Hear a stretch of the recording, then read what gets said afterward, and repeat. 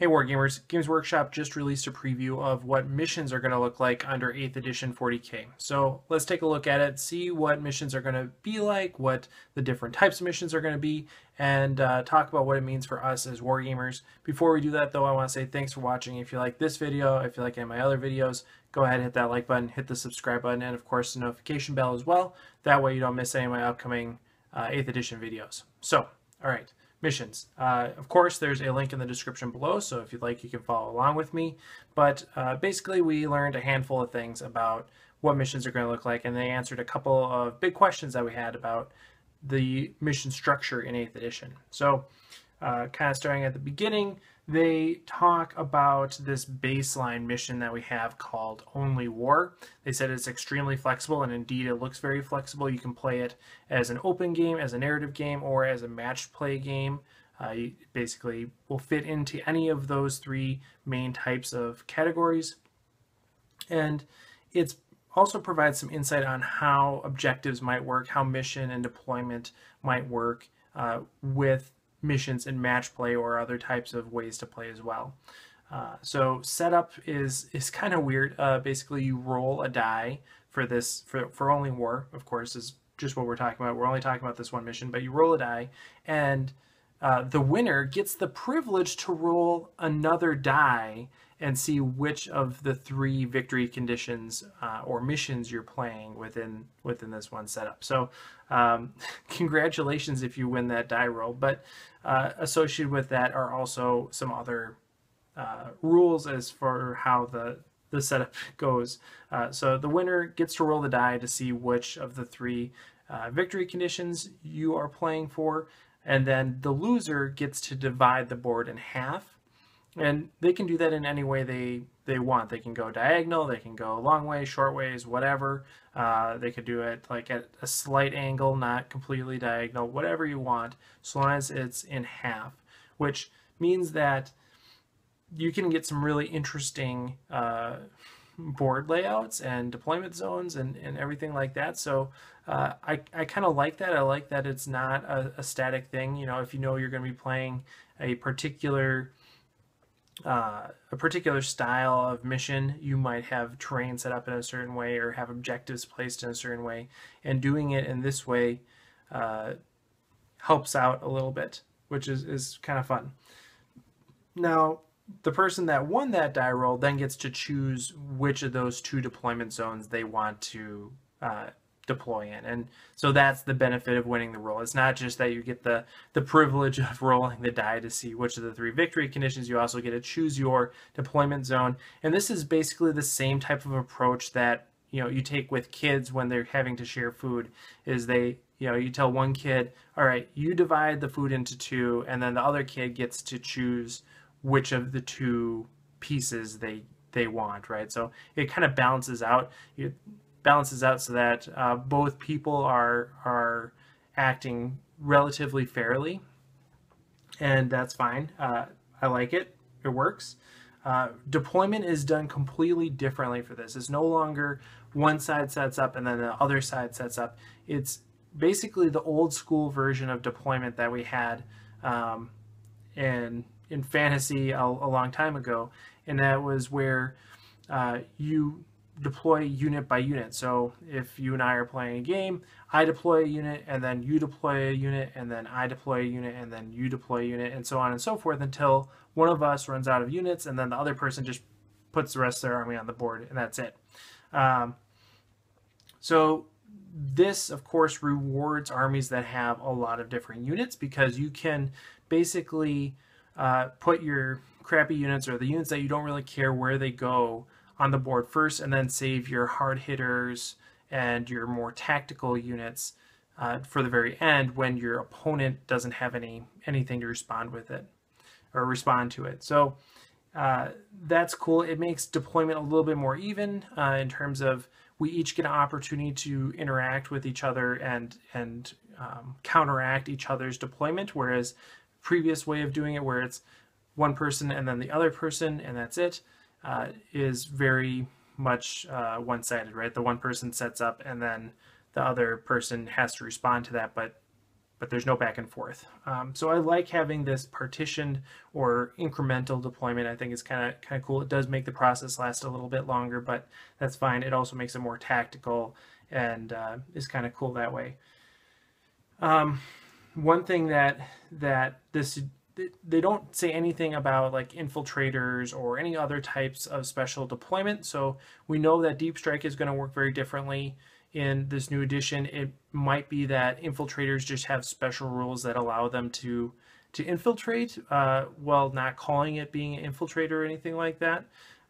That's completely possible, but as you know, a overarching thing based on this mission, you know, maybe infiltrators aren't a thing. Maybe everyone just deploys using this special or this new type of alternating deployment, and then maybe some units just have a special rule that says, okay, you know, you can deploy them as normal, but they can deploy outside of the deployment zone with these restrictions or something like that. Turn order is, in this example, based on who has more points. Now in match play, that's not going to work. So match play should be an even number of points. So there's no underdog, as they're calling it. But that's fine, I suppose.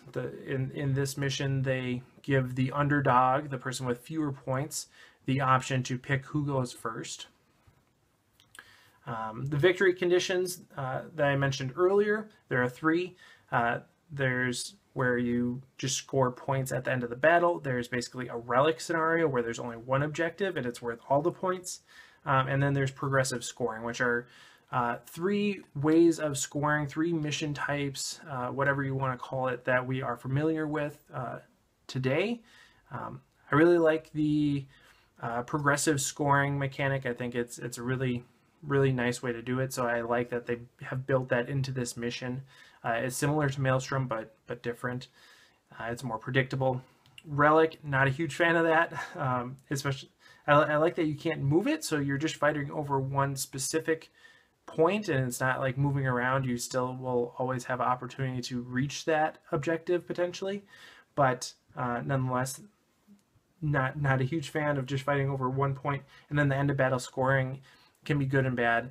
You know, that's what we were used to in 5th edition, and it works. It's fun. It gives you something to strive for the whole game, but it can be easily exploited by people just coming in at the end of the game, or coming in turn 3 rather, and not really having to play most of the game and just take these objectives. Speaking of objectives, scoring works in a really different way too. It's now just based on, at least again in this mission, it's based on the number of models within 3 inches of the objective. So no mention of objectives secured. That might be gone, probably. There's no type of priority mechanic. It's just who has more models within 3 inches. And that's somewhat intuitive, right? Like if you think there's, you know, like 10 guys around an objective and there's one other guy, yeah, sure, the 10 guys should control it. But what if the one guy is like 80 feet tall and, you know, 30 tons, and the 10 guys are, you know, 3 feet tall and, you know, 80 pounds each? I would tend to believe that the really big guy still controls the objective. So it doesn't feel quite right in that scenario. You shouldn't be able to just like have a pure numbers thing determine it. I like the idea of having, you know, some sort of counterbalance to that. Like if I have a unit that's controlled the objective the whole game, and then, you know, at the end of the game, you know, one extra guy comes in, why does that unit suddenly lose control? It should be contested or something. It shouldn't go to anybody.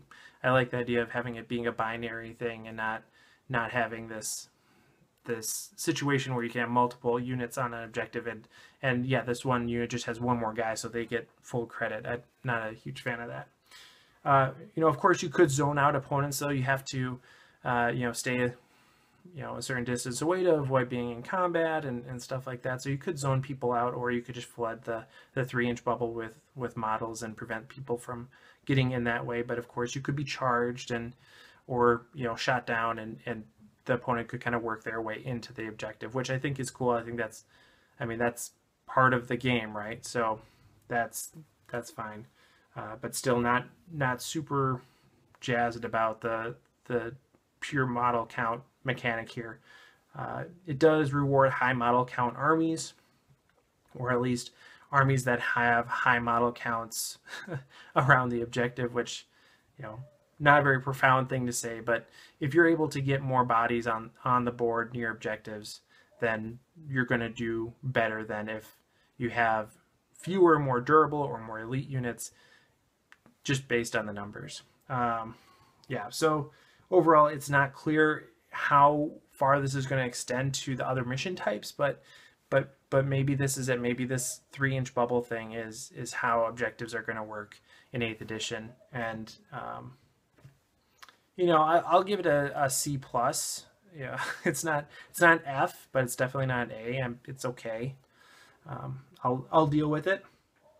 They also gave us previews of how missions are going to work in each of the specific ways to play. So open, narrative, and matched. Open is pretty much like this. It's open. Narrative play is basically centered around this idea of there's going to be an attacker and there's going to be a defender, and so there's special rules and special stratagems that each of those players get, which is cool. It's thematic, and I'm really glad that they are expanding this type of mission.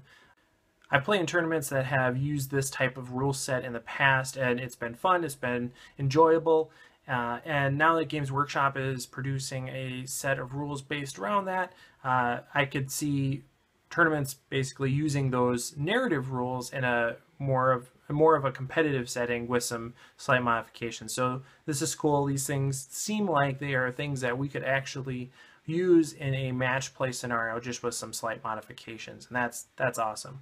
And then of course the third way to play is match play. This is the way that a lot of us are going to be playing, and information that we got on that is that there's going to be 6 different deployment types now, not just the 3 that we are used to, and some of them are going to look familiar to people that have been in the hobby for a while. They made a little joke about that. That was funny. But so table quarters are back.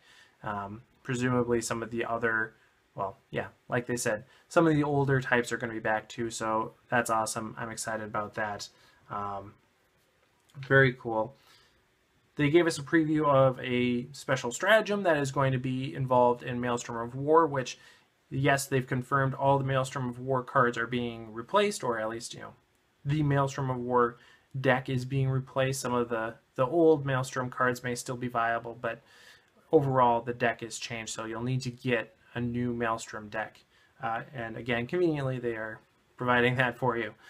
But the stratagem that you can use with Maelstrom is to redraw a Maelstrom card, and it costs 2 command points, which, you know, isn't cheap, but it can easily make or break a game for you if you need that. So if you draw a bad Maelstrom card and can switch that out for something that is really going to produce a lot of victory points for you, using those 2 command points can make a really big difference for the way the game goes for you. So I wouldn't be surprised if this was, you know, one of the most common uses of command points is to get new Maelstrom cards.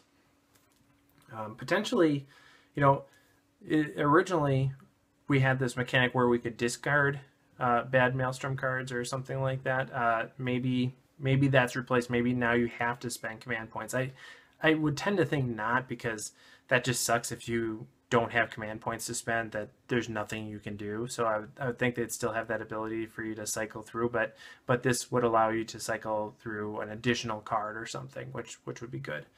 But yeah, I really think this is an awesome stratagem, and I look forward to using it, assuming that I can still cycle through other ways.